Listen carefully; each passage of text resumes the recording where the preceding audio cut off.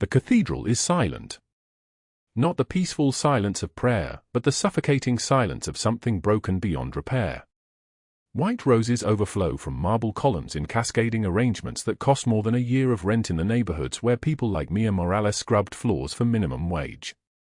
Candles flicker in silver holders down the center aisle, casting shadows that dance across vaulted ceilings painted with angels who seem to turn their faces away. The string quartet has stopped playing. Their instruments rest against their laps, unused, forgotten, like weapons laid down in surrender. Luca Castellano sits at the altar in a wheelchair. The tuxedo is perfectly tailored, charcoal black with a white silk shirt open at the collar, showing the hard muscle beneath. His hands grip the armrests until his knuckles turn bone white, the skin stretched so tight you can see the veins running underneath like dark rivers. His jaw is clenched so hard that a muscle twitches in his cheek. His eyes, storm gray and penetrating, stare toward the cathedral doors that stand open like a mouth frozen mid-scream. She is not coming. Bruno stands to his left. Nino stands to his right. Both men wear matching black suits tailored to their broad shoulders, both stand absolutely still, both have hands folded in front of them like pallbearers at a funeral. But their eyes betray something their bodies try to hide. Panic. Confusion. In 15 years of working for Luca Castellano, they had never seen him like this. The man who ordered deaths with a single nod, who made governors return his calls within the hour, who built an empire from blood and ash and the broken bones of anyone who stood in his way, sits alone at his own wedding, waiting for a woman who is not coming. 200 guests fill the pews. Men in $1,000 suits that smell of cologne and old money.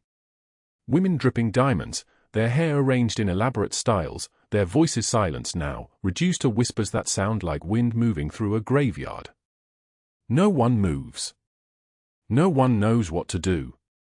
The priest stands frozen mid-sentence, his Bible trembling in his weathered hands, his lips still forming words that mean nothing in a room full of people watching their most powerful man become powerless. The silence stretches like a blade wrapped in ice. Then we move backward. 8 hours and 17 minutes backward, to a night that nobody watching understood yet would change everything. The mop handle is smooth and worn, rubbed thin by 8 years of hands gripping it in desperation. Mia Morales is on her knees on the marble floor of Luca Castellano's mansion, her dark hair pulled back so tight it stretches her face lean, her skin pale from years of working night shifts instead of sleeping in sunlight. The black and white maid's uniform hangs on her frame like a shirt on a coat hanger. She weighs 112 pounds, and most of that is bone. The floor reflects her face back to her, a ghost of a woman in a haunted mansion. The scars on her back run in every direction like a map of hell, but she wears the uniform high-necked and long-sleeved so no one sees them. That is what she has learned over the years: hide the damage, show the compliance. The scars are her secret. The scars are her shame. The scars are evidence of Douglas Hale, the man who told her he loved her, then showed her what love looked like when it wore men's hands and came home smelling like whiskey and rage. Douglas Hale has not seen her in 4 years. For years since she ran, since she took Emma and disappeared into the city, since she stopped answering phones and started working 2 jobs and saved every dollar in a mason jar under the floorboards of a 1-bedroom apartment in the Tenderloin. She does not know that he is looking for her. She is cleaning the floor because that is what she does. At 10 p.m., she arrives at the mansion with her supplies. At 6 a.m., she leaves. 8 hours of scrubbing and polishing and making the floors shine so bright they reflect the chandeliers like mirrors. The pay is $9 an hour. Cash. No questions asked. The other staff barely acknowledges her. She is good at being invisible. The mansion is silent except for the sound of her mop moving back and forth, a rhythm like a heartbeat, like the sound of someone refusing to give up. She thinks about Emma. Emma is 7 years old now, asleep in the apartment 6 miles away, sleeping in a bed that Mia paid for with 2 months of tips. Emma's school is good. Emma's teacher says she is smart. Emma is everything that Mia is not. She is safe and loved, and she does not have scars running in every direction like a map of hell. But Emma is not safe. The eviction notice sits in Mia's bag. Red ink. 12 days. $125,000 owed to the state because Douglas Hale's lawyer took Emma to family court and proved that Mia is unstable, unfit, broken. The lawyer used the word unfit 7 times. Mia counted. She counted because she needed to remember how many times the system looked at her and saw someone who did not deserve to keep her daughter. 12 days. That is what she has to find $125,000, or Emma goes to the state. To a foster home. To a life that Mia cannot protect. She has $5 in her pocket. $5. This is everything. She finishes the hallway and moves to the master bedroom. The room is vast, a palace, a space so large it could contain 10 of her apartments. The bed is king-sized with sheets that cost more than she makes in a month. There is a painting on the wall of a woman's face, beautiful and dark-haired, her eyes sad, like someone who knew something terrible was coming. Mia wonders who she was. She wonders if she is still alive. At 1 a.m., her phone buzzes. A text from her neighbor, Mrs. Chen. Emma had a nightmare. I stayed with her. She is sleeping now. Mia stops cleaning for a moment. Her hands begin to shake. She sits down on the marble floor and pulls her knees up to her chest, and for 30 seconds she lets herself break. Just 30 seconds. She has learned to ration even her own despair. Then she stands. She picks up the mop. She continues cleaning because Emma is waiting for her, and Emma is the only reason the sun is still rising. At 11:08 p.m., Mia leaves the mansion and walks to her car. It is a 2003 Honda Civic with rust along the doors and a check engine light that has been on for 6 months. The car cost her $800, paid in cash, paid in installments from a man named Tommy who sells broken things to people with no money. The car runs maybe half the time. Tonight, it runs. She drives toward home on the 101, heading south toward the Tenderloin, toward the apartment where Emma sleeps, where Mrs. Chen sits in the darkness waiting for her to return. The night is cold. The sky is the color of concrete. The rain starts light at first, drops that sound like fingers tapping on the roof, and then it intensifies into something heavier, something with weight behind it. The engine begins to make a sound. A clicking sound. A sound like something breaking. No. No, not tonight. Not now. The clicking becomes a grinding. The steering feels heavy. Mia pulls onto the shoulder of the highway at 12:07 a.m., and the car dies. It does not coast to a gentle stop. It shudders and dies, and when she turns the key, there is nothing. No sound. No engine turning over. Nothing. The rain comes down hard now, rain like punishment, rain like God is angry, rain so cold it feels like ice water running down her face and into her clothes. She sits in the car for 3 minutes trying to decide what to do. She does not have money to call a tow truck. She does not have a credit card. She does not have anyone to call at 1 in the morning who would come get her. She grabs her bag. Inside are her work clothes, her phone, and the eviction notice. $5. In the wallet, folded. $5 in the entire world that belongs to her. She steps out into the rain. The highway stretches in both directions, empty and dark. Cars pass at 70 miles per hour, their headlights briefly illuminating the rain, and then they are gone. Mia stands on the shoulder and shivers. Her uniform is soaked through. Her teeth begin to chatter. Cars pass but they do not slow down. No one stops for a woman standing alone in the rain in a maid's uniform, her hair plastered to her face, her shoulders hunched against the cold. She walks along the shoulder, away from the car, because staying in the car will lead to hypothermia. Moving is the only way to stay alive. At 12:06 a.m., she hears the sound of engines. Not one engine. Multiple engines. The sound of vehicles slowing, of a convoy changing speed. She turns and sees them. Black SUVs. 4 of them. They slow down as they approach her. Her first instinct is to run, because a woman alone on a highway at midnight in the rain does not see four black SUVs without feeling fear. But she is too cold to run. And she has nowhere to go. The lead SUV pulls over. The window rolls down. Inside, she can barely see a face, just the outline of a man's silhouette against the interior light. "Your car." His voice is deep and solid like an oath. Like a voice that never lies because it has no reason to lie. Like the voice of someone who knows that when he speaks, people listen. "Yes. It died." "Get in." Mia hesitates for 1 second, calculating the risk. Death from hypothermia is certain.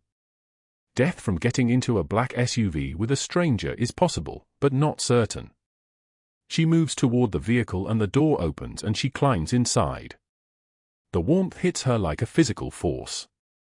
There is heat pouring from vents, and the leather seat is warm, and her body begins to shake harder because it is warming up and shock is setting in. Through the rain-streaked window, she sees the other SUVs turn around and follow them back onto the highway. She does not look at the man beside her. She stares forward and shivers and wonders if this is the moment her life ends. "Where do you live?" "The Tenderloin." "Hay Street." He nods. He does not ask questions. The SUV accelerates back onto the highway, and the other 3 vehicles follow, a convoy of black moving through the rain like sharks sensing blood in the water. Mia closes her eyes. She has no idea that the man beside her is Luca Castellano. She does not know that his eyes, even in the darkness of the SUV, have settled on her face with an intensity that causes Bruno in the front seat to exchange a look with Nino. She does not know that when Luca reaches over and adjusts the heat for her, it is the first kind gesture he has made toward anyone in 6 years. She does not know that in 8 hours and 17 minutes, she will be the reason he sits alone at his own wedding. She does not know anything except that she is warm and alive, and Emma is waiting for her at home. For now, that is enough. The rain continues to fall. The warmth of the SUV wraps around Mia like a blanket she has not felt in years. Her body stops shaking. Her teeth stop chattering. For the first time in 8 hours, she can feel her fingers again. She sits rigid against the leather seat, her damp uniform clinging to her skin, her shoes leaving small puddles on the floor that cost more than she makes in a month. Through the rain-streaked window, the city lights blur and merge.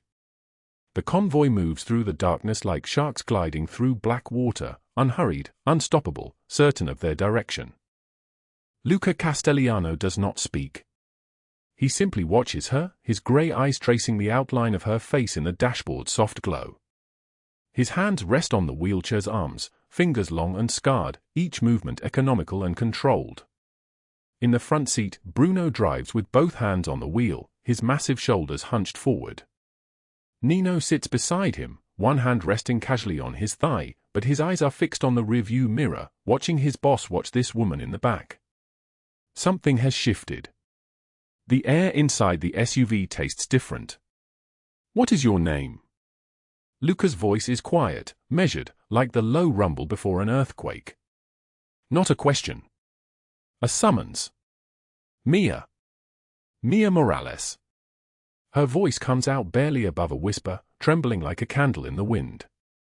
"How old are you, Mia?" 29. He nods slowly. "And you have been cleaning my house for 8 years." It is not a question. She nods, keeping her eyes fixed on her hands in her lap. She is invisible. She has trained herself to be invisible. The rich do not see the women who clean their floors. They do not notice the faces, the exhaustion, the quiet desperation.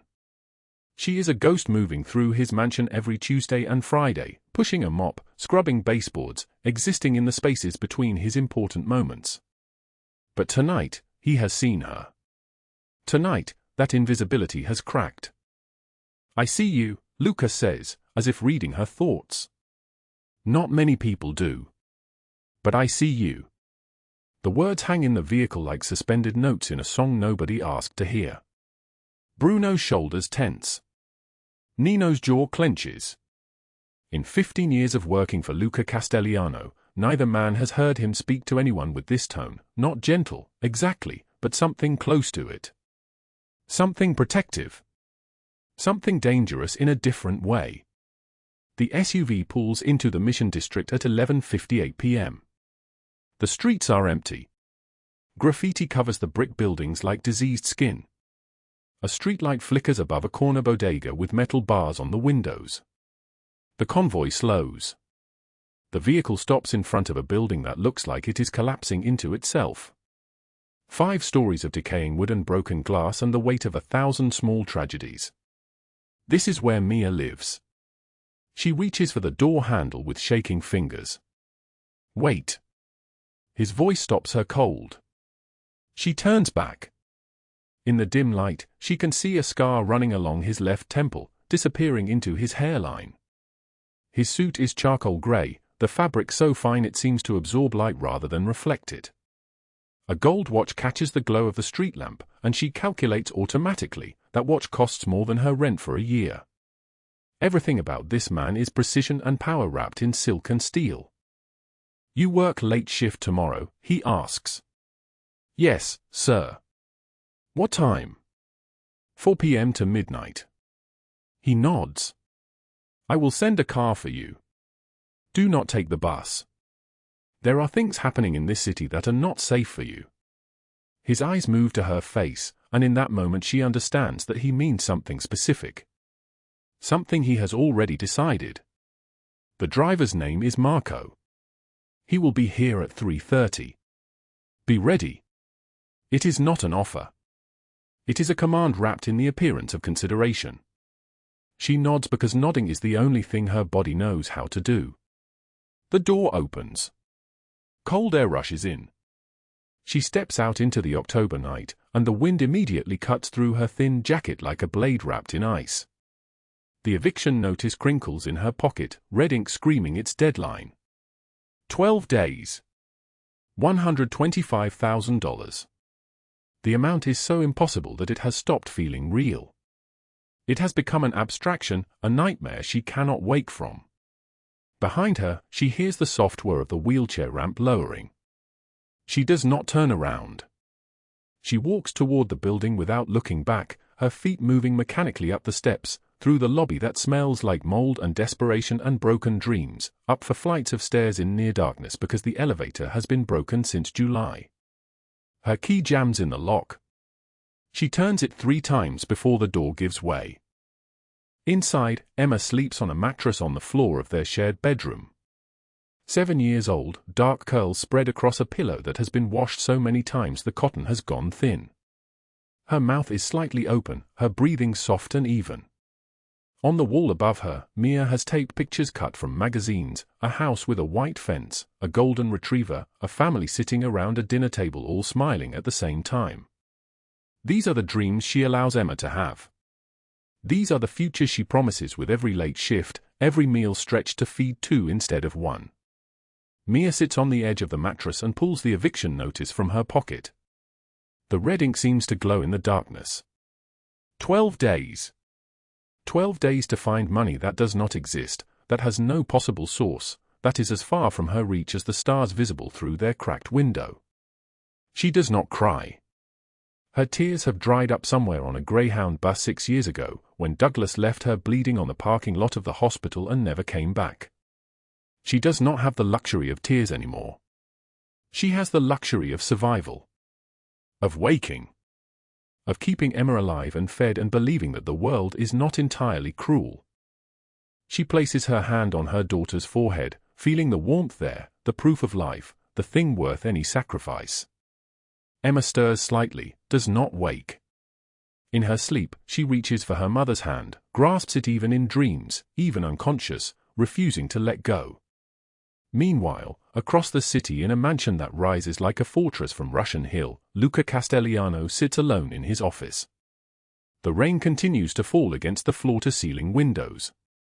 Behind him, paintings worth millions hang on walls painted the color of old money. His desk is mahogany, hand-carved, older than the United States. On it sits a photograph in a silver frame, a woman with his gray eyes, dark hair, a smile that looks like it could break glass with its brightness. His sister. The only person in the world he ever loved. The only person who ever saw him as anything other than an instrument of violence. Bruno enters without knocking. He stands in the doorway, filling it completely with his bulk, his expression confused and concerned in equal measure. Boss? Yes? That woman tonight. From the highway. Mia. Luca says her name like it is important. Like it is a word he is learning in a language he thought he had forgotten. She works for you. For 8 years. Bruno shifts his weight, unsure how to proceed. She looked scared. She is always scared, Luca says quietly. Some people are scared from the moment they are born. Some people have had the fear beaten into them so thoroughly that it becomes the only language they speak. Bruno does not understand. He waits for clarification that does not come. I want her protected, Luca continues. No detail necessary. Discreet. But always. Always there. If Douglas Hale even looks in her direction. The ex-boyfriend. The one who. Yes. That one. If he appears in San Francisco again, I want to know within 1 hour. The hour after that, I want him removed. Understood, boss. Bruno withdraws quietly, but in his chest something has shifted. In 15 years, he has never seen Luca Castellano extend protection to anyone outside his immediate organization. In 15 years, Luca has built an empire on the principle that everyone is expendable. Everyone except this woman. This invisible woman who cleans his floors. This woman whose name he said like a prayer. The rain continues. The clock on Luca's desk reads 12:44 a.m. The temperature is dropping. The weather service is calling for the worst storm of the season. The power lines will fail. The roads will flood. The city will hold its breath. And in a small apartment in the Tenderloin, Mia lies beside her sleeping daughter and stares at the ceiling and wonders if the warmth she felt in that SUV was real or just a hallucination created by her desperate, freezing mind. She wonders if that man, that impossible, powerful man, will truly send a car for her tomorrow, or if that was something she imagined. She wonders if there is any force in the universe powerful enough to change the trajectory of a life so thoroughly destroyed. What she did not know, what she could not possibly know, was that the moment those headlights illuminated her face on that highway, the moment Luca Castellano saw the edge of a scar disappearing beneath her collar, the moment his hands tightened on his wheelchair arms in recognition of a pain he understood too well, everything in both their lives had just begun to transform. The rain fell harder. The hospital waiting room is white and fluorescent and suffocating. Luca Castellano sits motionless in his wheelchair, hands trembling in his lap, while paramedics move through double doors with his niece Emma on a gurney. Her small body looks even smaller under the white sheet. Her eyes are closed. She is not moving. Around him, his security team stands at attention like soldiers after a lost battle. Bruno watches the boss's face and knows he is witnessing something he has never seen before, complete, absolute helplessness. The most powerful man in San Francisco reduced to waiting like any other father. Because that is what he is to Emma. That is what he has always been. The clock on the wall reads 3:41 p.m. Mia appears through the swinging doors, still wearing the jacket that had cradled Emma's head in that office, and Luca's eyes find hers immediately. In that single moment, everything shifts. She did not panic. While trained killers froze, she moved. She saved her. She is awake, Mia says, voice steady. Asking for you. Mild concussion, no fracture. The doctor said she will be fine. The relief that floods through him is so violent it nearly breaks his chest. Luca nods once, wheels toward the corridor, then stops. He reaches back and takes Mia's hand. His grip is strong but his palm is wet with sweat. He does not let go. 3 hours later, Emma is sleeping under pale blue hospital blankets, a bandage on her forehead, her small chest rising and falling in perfect rhythm. Luca pulls a chair close to her bed and sits there, watching her breathe like it is the most important work in the world. Mia stands in the doorway with 2 cups of bitter hospital coffee. She sets one on the table beside him. He does not acknowledge it, but his fingers move toward it, searching for something to hold onto besides the armrest of his chair. "You did not freeze," he says. His voice is rough, fractured. "Everyone else froze. You did not." "I have a daughter," Mia answers. She sits in the chair across from him, separated by Emma's sleeping form. "When Emma is in danger, I stop being afraid. I just act. That is not instinct. That is courage." She does not respond. They sit in silence while the hospital hums around them, machines beeping in other rooms, footsteps in corridors, the soft click of a clock marking time. Finally, Luca speaks. "I have built an empire on control. On knowing every variable, every threat, every outcome before it happens. And today, my niece stopped breathing on my floor and I could not reach her. I could not save her. I could only watch." Mia leans forward. "But she is alive because you called for help immediately. Because you have people around you who would move mountains for you. And because I was there." She pauses. "We saved her together." He looks at her, really looks. Not at the woman who cleans his floors, not at the invisible person he hired to be his eyes and ears. He looks at the woman who, 3 weeks ago, was standing in the freezing rain on a highway with $5 and no hope, and who tonight, without hesitation, dropped to her knees and saved his niece's life. "I thought I had to protect you," he says quietly. "That was the plan. You were vulnerable. I was strong. I would be your shield. And you are," Mia says. "Every time you stand between me and Douglas, every time you keep me safe." But strength is not just physical. Strength is staying calm when everything is falling apart. Strength is knowing what to do when everyone else is paralyzed. Emma stirs. Her small hand reaches across the blanket, searching. Mia takes it, and the child sighs and settles back into sleep, her fingers wrapped around Mia's index finger. Luca watches this small gesture of trust and safety, and something cracks open inside him. For 15 years, since the accident that took his legs, he has believed himself broken. Half a man. Incomplete. A king confined to a wheelchair, powerful only because of the fear he inspired, the money he controlled, the violence he could orchestrate. But this woman does not see a broken king. She sees him. "Come here," he says. She does not move. "Emma. Just come here." Mia carefully extracts her hand from the child's grip and crosses the small space between them. She stands before him, and he reaches out, his hands finding her waist, pulling her close until she is standing between his knees. He buries his face against her ribs and breathes. She does not move. Her hands come to rest on his shoulders, fingers pressing into the expensive fabric of his shirt. 3 weeks ago, you were about to lose everything, he says. His voice is muffled, broken. Your daughter. Your home. Your life. And instead of begging me for mercy, instead of treating me like some criminal you had to endure, you saw me. You still see me. I see a man who stopped his car for a stranger in the rain, Mia whispers. I see a man willing to destroy his own life to keep someone else safe. I see Luca. He pulls back just enough to look up at her. Her face is close. Close enough that he can see the faint scars on her temple from where Douglas threw a glass, the slight tremor in her lip, the absolute steadiness in her eyes.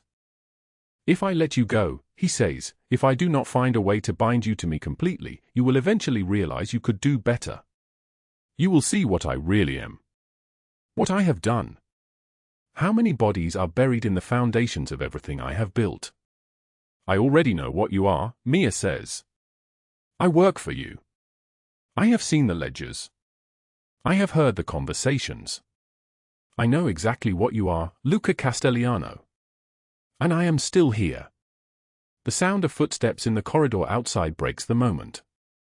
Luca releases her, and she steps back just as Bruno appears in the doorway, takes in the scene with the trained eye of a man who has seen 20 years of Luca's secrets. Boss, Bruno says carefully. Victoria Ashford is downstairs. She heard about Emma. She wants to visit. The temperature in the room drops.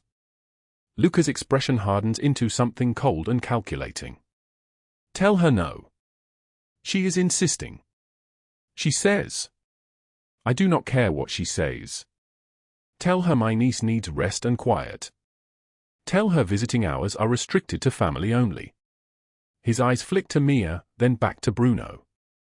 Tell her to go home. Bruno nods and withdraws. But both men know this is not over. Victoria Ashford does not accept rejection. She is a woman accustomed to getting exactly what she wants, and what she wants, what she has wanted for 2 years, is Luca Castellano, and everything that comes with him. The problem is that everything that comes with him is now standing in this hospital room, holding his niece's hand while the child sleeps. On the 4th floor of the same hospital, in a private room filled with flowers and fruit baskets from San Francisco's most prominent families, Victoria Ashford receives the message that Luca has shut her out. She sets down her phone with deliberate care, her perfectly manicured fingers curling into fists so tight her nails draw blood from her palms. She has been planning her move for weeks. The society blogs, the photographers, the carefully orchestrated, chance encounters with Luca at charity galas and restaurant openings. She had him exactly where she wanted him, intrigued, interested, beginning to understand that Victoria Ashford was the only woman in San Francisco who belonged in his world. And then this. A maid. A woman from nothing, from nowhere, with a broken past and a bastard child and nothing to offer but her body and her willingness to serve. Victoria stands and walks to the window, looking out at the San Francisco skyline glittering in the early evening. Somewhere in this city, in that gaudy mansion in Pacific Heights, Luca is choosing her. That will not stand. She picks up her phone and makes a call. It is answered on the second ring by a man whose voice is familiar and dangerous. It is time, Victoria says. I need you to hurt her. Not permanently. Just enough that Luca sees her for what she really is, a liability. A weakness. A woman who brings chaos into his world. The man on the other end asks for details. Victoria smiles. Her name is Mia Morales. And I want everyone in this city to know exactly how little she is worth.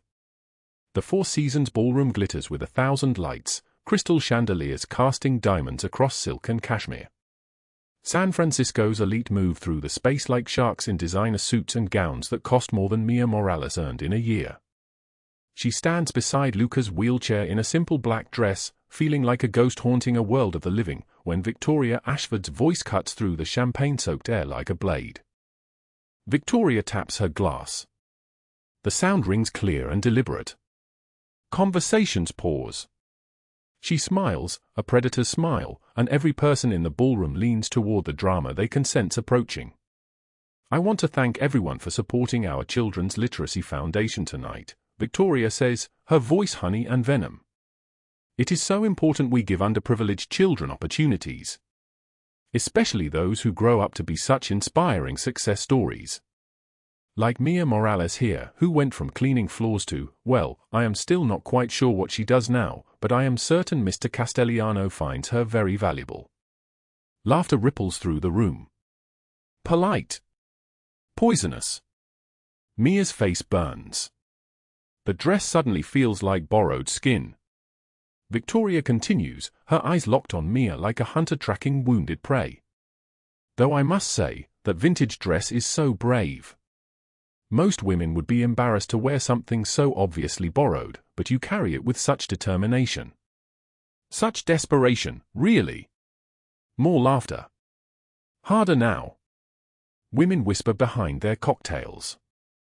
Mia's hands clench. She can feel Luca's rage beside her, the tension radiating from him in waves, his knuckles white on the wheelchair's arms. But Mia stands. Her voice is quiet, steady as stone. You are right, Ms. Ashford. I did clean floors. For 8 years.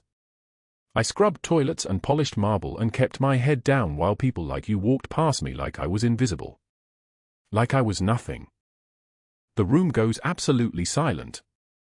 Even Victoria's smile falters. And you know what I learned? Mia says that a woman's worth is not in her dress or her inheritance or who she knows. It is in what she does when it matters. 2 nights ago, a child stopped breathing in Mr. Castellano's office. And while men with guns and medical training froze in place, I saved her life. So yes, I wore a borrowed dress tonight. But I do not need to borrow courage. That I earned myself. Someone starts clapping. Then another. Then the whole room erupts. Victoria's smile crumbles like ash. She sets down her glass with a hand that trembles slightly, and for the first time in her carefully constructed life, Victoria Ashford understands what it feels like to lose. Luca reaches up and takes Mia's hand. His grip is iron and silk. 3 days later. 8:15 in the evening. Rain hammers the windshield as Mia drives back toward the estate, her phone buzzing on the passenger seat. Unknown number. She answers on the 3rd ring. Douglas Hale's voice emerges, slurred with whiskey and rage. You made me look like a fool in that diner. You think you won something? I am coming for Emma. Tonight. And your crippled boyfriend cannot stop me. The line goes dead. Mia's hand shakes so violently she pulls over, tires squealing on the wet asphalt. Her breath comes in short, sharp gasps. She dials Luca. It rings twice. Emma is at the mansion with Mrs. Chen, she says before he can speak. Douglas just called. He is coming for her. He has cop connections, Luca. He said. Listen to me, Luca's voice cuts through like a bell. Deep. Solid. An oath carved in stone. She is surrounded by 12 men who would die for her. Douglas Hale cannot breathe in this city without my permission. Come home. But when Mia arrives 22 minutes later, her heart hammering, Douglas is already inside. He used the service entrance during a shift change, moving like a shadow between his contacts in the police department who still owed him favors. He found Emma in the 2nd-floor hallway, cornered her between the bathroom and her bedroom, his thick fingers wrapped around her small arm like a chain. Let her go. Mia screams, racing up the stairs. Douglas laughs, a sound like breaking glass. Or what? You will call the cops? I am the cops. Then Luca wheels around the corner. Bruno and Nino flank him, both armed, their suits black as morning clothes. The temperature in the hallway drops. Douglas's laughter dies. He suddenly understands that he is not in a position of power anymore. He is in a cage with 3 apex predators, and the walls are closing. Last chance, Luca says, his voice steady as concrete. Let the girl go and walk away. This is mercy. Take it. Douglas laughs again, but it is manic now, the laugh of a drowning man. You are in a chair, old man. What are you going to do, roll over me? Luca does not smile. Does not blink. No. I am going to give you to people who will make you beg for the mercy of a chair. He nods. 12 men in black tactical gear emerge from doorways and shadows like ghosts materializing from darkness itself. They move in absolute silence. Within seconds, Douglas is surrounded, a shark trapped in a swimming pool with nothing but concrete walls and the smell of his own fear. You cannot do this. Douglas screams, releasing Emma, who runs to Mia and buries herself in her mother's arms. I have rights. I have connections. I have? Had, Luca says, his voice cutting like a knife through air. Past tense. Sergeant Mike Hale was arrested by the FBI 2 hours ago. Corruption. Evidence tampering. 17 counts. Your protection evaporated the moment he stepped into federal custody. Bruno and Nino grab Douglas. His screams echo through the mansion, animal and desperate. Where are you taking me? His voice has cracked into a child's whimper. The Bratva, Luca says. Isanash. The Russian family you testified against 5 years ago? They have been looking for you. They paid me very well to deliver you personally. What happens after you cross their threshold is not my concern anymore. Douglas is dragged down the staircase, his feet scraping against marble, his screams bouncing off vaulted ceilings. He reaches the front doors and looks back one final time at Mia, at Emma, at Luca, silhouetted against the mansion's interior light. His mouth opens to speak.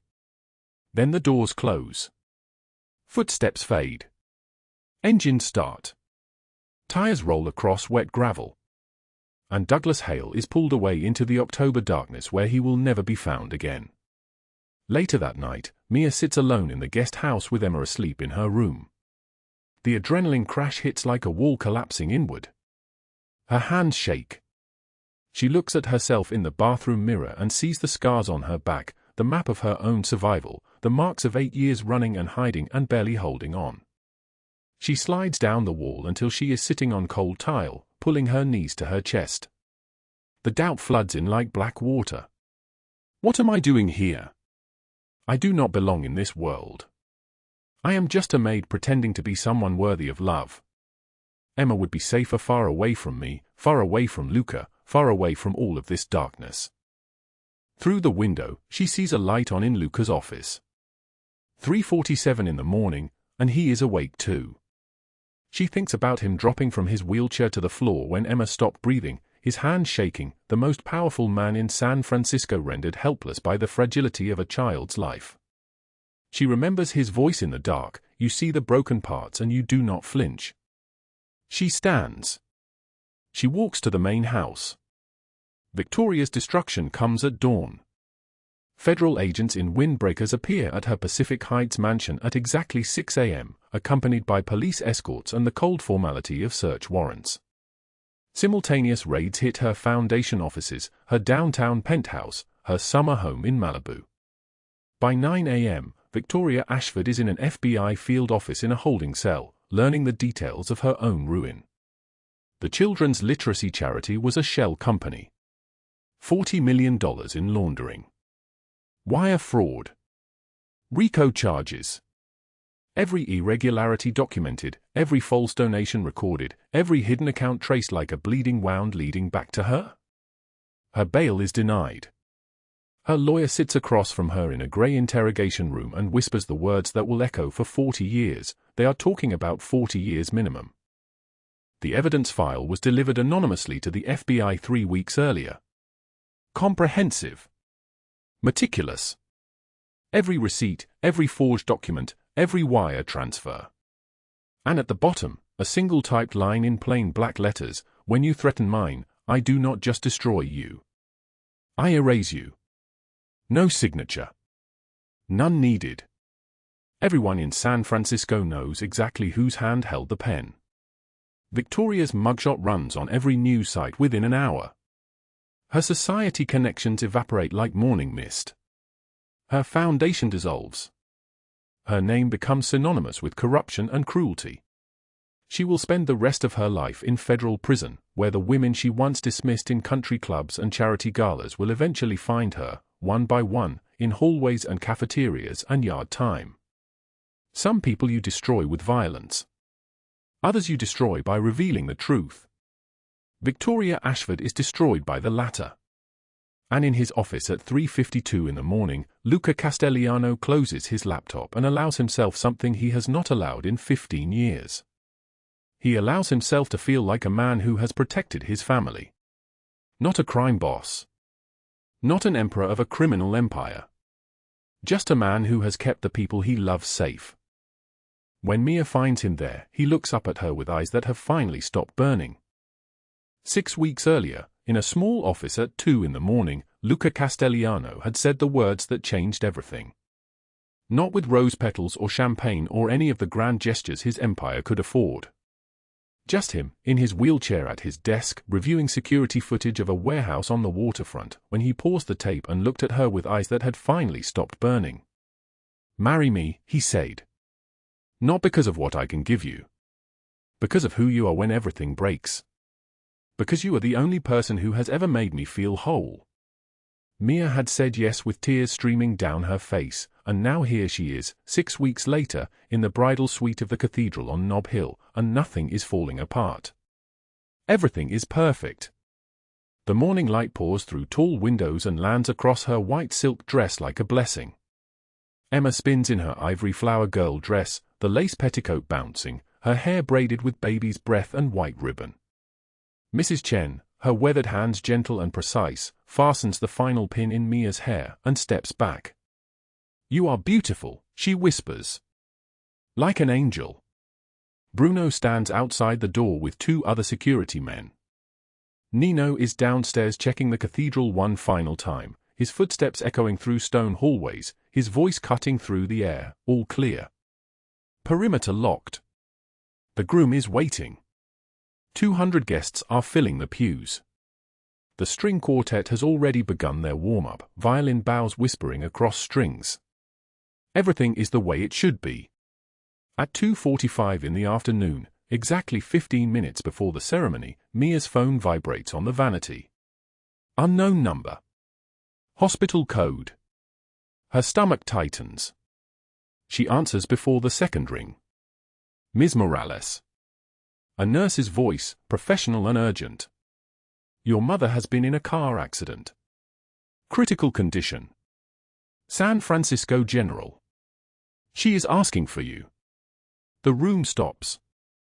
The light, the music, Emma's laughter, everything goes distant and muffled. "Is she?" Mia cannot finish the sentence. "You need to come now." Mia's mother has been estranged for 6 years. An addict who chose substances over her daughter, who missed Emma's births and birthdays, who called at 3 in the morning with slurred accusations. But she is still her mother. Still the woman who held her when she was born, who taught her to bake, who whispered prayers before she disappeared into the darkness. "I understand," Mia says, and her voice sounds like it belongs to someone else. She ends the call and sits motionless on the bench. Emma notices immediately. Children always do. "Mommy? Are you sad?" Mia pulls her daughter close and breathes her in, the smell of baby shampoo and innocence. "I have to do something," she says. "Something important. But I promise I will be back." "Promise?" "Promise." She finds Luca by phone. They are in separate rooms per tradition, speaking through voices that travel across marble hallways and locked doors. "I have to go," she tells him, and the words shatter like glass. "It is my mother. There has been an accident." Silence. Then, deep and solid like an oath, "I will come with you." "No. You have 200 guests arriving in 12 minutes. The ceremony cannot be delayed. I will go, make sure she is stable, and be back in 2 hours.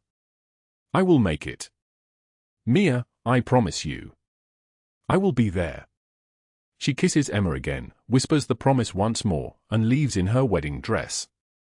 The December wind tears through the cathedral parking lot like a blade wrapped in ice. A car is waiting, one of Luca's drivers, a man named Carlos who has known her for months. He does not ask questions. He simply opens the passenger door and drives toward San Francisco General Hospital 12 miles across the city. Mia sits rigid in the passenger seat, her white silk dress pooling around her like something dying. The clock on the dashboard reads 3:15. She will be back by 4:40. The ceremony will go on. She has to believe that. At the hospital, she runs through the sliding doors in her wedding dress and heels, her veil catching on the frame. The fluorescent lights assault her eyes. She approaches the reception desk, breathless, desperate. "My mother. Car accident. Critical condition. Room number?" The receptionist checks the computer. Types. Frowns. Checks again. "I do not have anyone by that name admitted in the last 2 hours." Mia's heart stops. "What? No admissions? No accidents? Can you spell her name?" But Mia is already moving, already understanding. A nurse approaches her, terrified eyes, and presses a note into her hand. The handwriting is precise, expensive, furious. "You took everything from me. Now feel what it is like to lose. Victoria. Even locked in a federal prison 3 hours north, even stripped of power and title and reputation, she found a way to strike. Mia tries to call Luca. Her phone is dead. Battery drained completely, somehow, though she charged it that morning. She asks to borrow a phone. The hospital lines are jammed. Construction workers, visitors, a traffic accident somewhere in the building generating a wall of calls. She runs to the street. No taxis. No ride shares. 3 o'clock becomes 3:20. 3:20 becomes 3:40. The ceremony is starting. He is waiting. The city stretches cold and grey around her, indifferent to her wedding dress and her promises and the fact that she is 12 miles from the man who is supposed to be her husband. She starts running. Not jogging. Running. Her heels snapping against concrete. Her veil tearing. Her hair coming loose from the pins Mrs. Chen placed so carefully. She runs down Mission Street, then Valencia, then the hills start, steep and brutal, and her legs burn and her lungs burn, but she keeps running because she promised. Because he is waiting. Because Emma is waiting. Because some promises are not negotiable. 4 o'clock in the cathedral on Nob Hill. The string quartet plays the processional. 200 guests fill the pews. The priest stands at the altar, prayer book in trembling hands. And Luca Castellano sits in his wheelchair at the center of the church, dressed in a black tuxedo so perfectly tailored it costs more than some people earn in a year. White rose boutonniere. Gold cufflinks. His hands gripping the armrest so hard his knuckles have gone white. The doors at the back are open. Empty. For 05. The music continues. The guests begin exchanging glances. For 10. A murmur ripples through the pews. Someone whispers. Someone else checks their phone. Luca's jaw clenches. The muscle in his cheek twitches once, twice, a visible betrayal of the storm inside him. For 15. The priest whispers, perhaps we wait, Luca says. His voice is iron. But his hands are shaking. An old man in the front pew, one of his mentors who has known him since he was a child clawing his way out of hell, opens his mouth and openly weeps. Bruno and Nino stand like statues, identical in their tailored black suits, but their eyes glisten. Bruno looks at Nino. Nino looks back. A message passes between them without words, something is wrong. For 20. A woman in the third row dabs her eyes with a handkerchief. The priest starts to speak again. For 25. Luca's chest rises and falls with breath that sounds like it costs him something. And Emma, in her ivory flower girl dress, walks up to his wheelchair. She is 7 years old and she understands nothing except that her mother promised and her mother keeps her promises. She promised she would come, Emma whispers. She keeps her promises. Luca looks at this child who believes in Mia with absolute faith, and his throat tightens so completely he cannot speak. He places one shaking hand on her head. Yes, he finally says. She does. For 30. Half an hour late. In his world, people do not get second chances. Tardiness is disrespect. Disrespect is weakness.